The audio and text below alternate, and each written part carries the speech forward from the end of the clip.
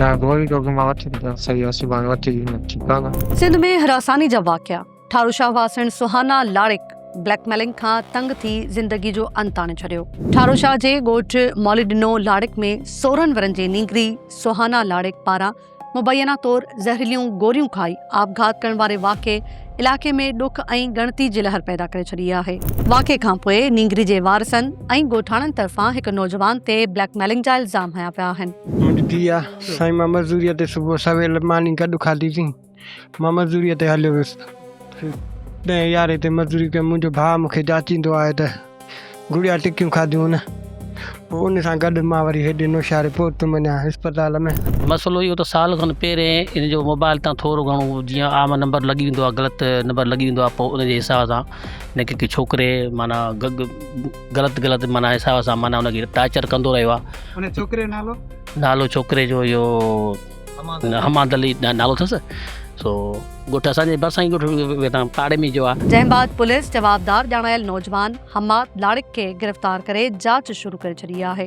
मिलियल ॼाण मूजिबि 16 वरनि जी सुहाना लाड़िक मुबैना तौर ज़हरीलियूं गोरियूं खाई पंहिंजी ज़िंदगी जो अंत आंदो।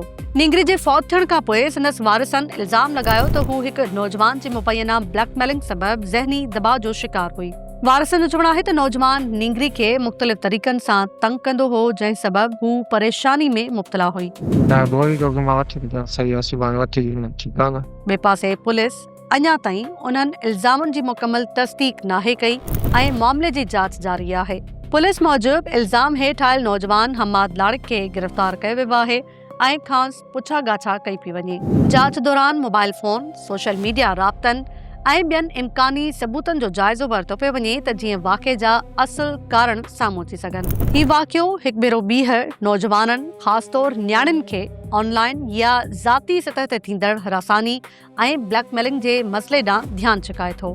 माहिरनि मूजिबि अहिड़ियुनि शिकायतुनि खे संजीदगी सां वठणु, मुतासिब फ़र्दनि खे नफ़्सियाती सहायता फ़राहम करणु ऐं वक़्त सिर क़ानूनी मदद मुहैया करणु इंतिहाई ज़रूरी आहे। हाणे सभिनी जूं नज़रूं पुलिस जी जांच ते आहिनि, जेका तइ कंदी त नींगरी जे आपघात पुठियां ब्लैकमेलिंग हुई या के ॿिया कारण हुआ। जांच मुकमल थियण खां पोइ ई हक़ीक़तुनि जो मुकमल तइनु थी सघंदो।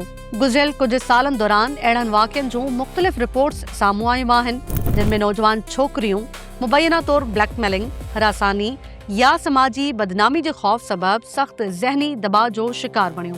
माहिरनि जो चवणु आहे त अहिड़नि वाक़िअनि जी रोकथाम लाइ कानून लागू कंदड़ इदारनि, वालिदैन, तालीमी इदारनि ऐं समाज खे गॾियल ज़िमेवारी अदा करणी पवंदी।